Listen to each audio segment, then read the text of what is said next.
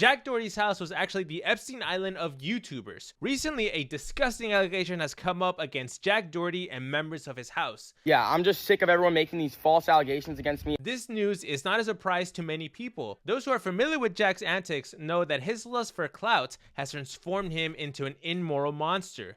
These allegations come from a girl named Sammy and Jack's current girlfriend, McKinley. Jack Doherty's already been sued for battery and assault because of an incident that occurred last October, in which a young man was physically assaulted by Jack's bodyguard, Kane Kong. Unfortunately, this is not the first time that Kane Kong has assaulted an innocent person. Before working with Jack, he worked with rapper DaBaby, and on 2 separate occasions, he put someone in a coma. Jack's negligence in hiring Kane Kong is a red flag for the type of person he is, and many are wondering why he has not been deplatformed. Before I continue, I need to say that in this video, we will cover topics such as SA, so viewer discretion is advised. One person came up with that rumor, and the whole internet ran with it. And the person that came with that rumor was getting interviewed, and they blocked the person that was interviewing them because they had no proof and nothing to say about it. It's completely made up, and the whole internet runs with it, and now people believe it. It's so stupid. Haters gonna hate, and people are gonna make up shit. I hate bringing attention to false allegations because it's just so dumb. But none of that shit's even true. Half of you guys are retarded for believing that. You may be wondering, what allegations is Jack denying? Well, to understand, we need to introduce this kid-friendly YouTuber. This guy has 1 million subs and an average of 11,000 views per video. His name is Mathew Gonzalez, and he is a Christian. And I feel like I know the Bible like the back of my hand. Never read it for myself, but every year learning it in school. I was asking McKinley, like, what's good with her? Like, do you want to get with Jack? Because if so, we share underwear, we can share girls. That's right. He's a Christian that likes to share his underwear the way that he shares his girls with Jack Doherty. And I remember we'd be making out in my room. Somebody knock at the door. I'd go get the door. And then when I go back to my room, McKinley's gone. So I kind of got the gist that she wanted to move on to Jack. So that's why I literally asked her, like, I can give you up to Jack if you really want that. And she doubled down and she said that she liked me. She didn't like Jack. Jack's not even her type.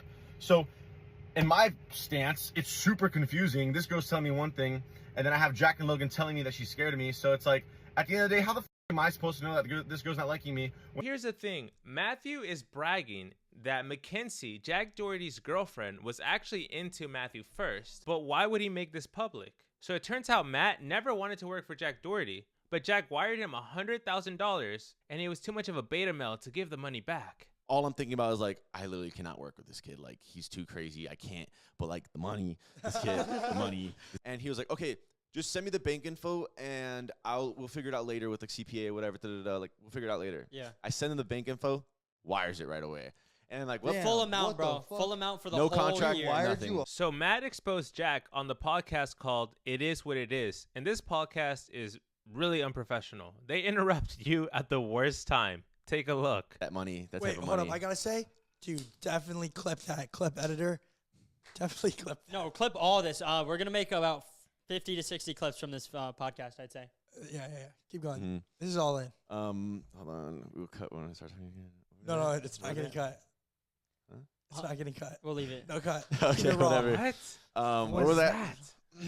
So Matt and Jack start working together, and after a couple months, they get millions of views and millions of subscribers. But Matt starts to feel uncomfortable when Jack tells him that he wants to start doing OnlyFans content. I'm not going to make any of the bad stuff. I'm just going to make innocent content with him. I literally told him the first day, I was like, bro, just to let you know, this is the devil's money. And he was like, nah, dude, I'm confirmed. I'm good. Like, I'm chilling. Like, I'm confirmed when I was a baby. Like, you're still going to end up getting all these little kids that are watching these videos. So, Like almost corrupting them. Exactly. Jack starts calling Matt cringe and starts harassing him, saying that if he doesn't edit the videos, he's going to sue him because he already gave him the money, even though they never signed a contract. You know, because he wanted me to, like, forcefully edit for him and stay with him no matter he already paid how you up front. Yeah, no matter how he treated me, he just wanted me to stay there. And like, he said he was going to sue me if I didn't continue editing for him. He said he was going to sue me. Pause. Before we continue, I just want to say, if you want to support the channel, consider subscribing, become a member, or join the Discord. Link below. Thanks.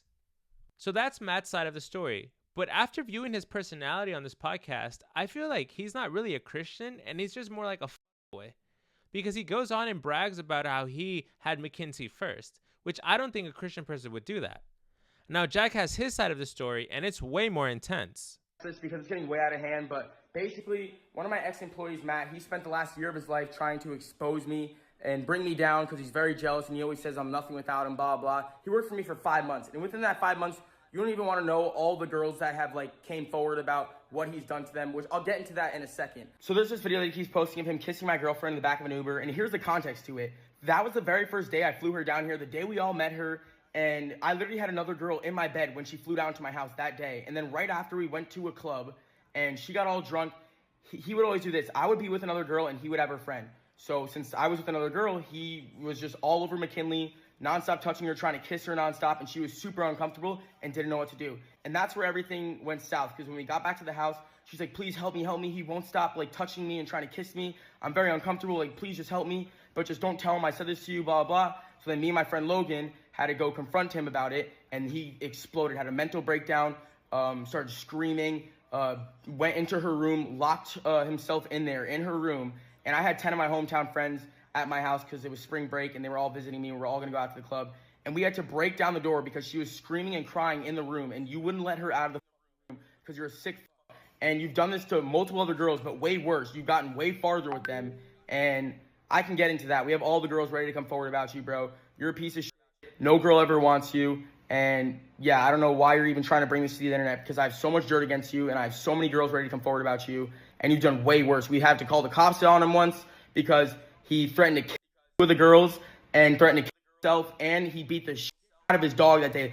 Body slamming his dog, punching the fuck out of him. Me and my friend Logan literally were about to beat the shit out of him for it, but the cops were there. The cops got there. It was an insane night. So much shit went down. And if this guy really wants to start, I have so much dirt against him, bro. So let's keep going. Whoa, okay, that was super intense. This is, like, Matt's story is nothing compared to this, bro. This is, like, some serious allegations. In the room, in the guest room that you guys had, and he came to the room, and he just, like, was, you know, feeling me, and I told him, do not do that. Like, I didn't want any of that.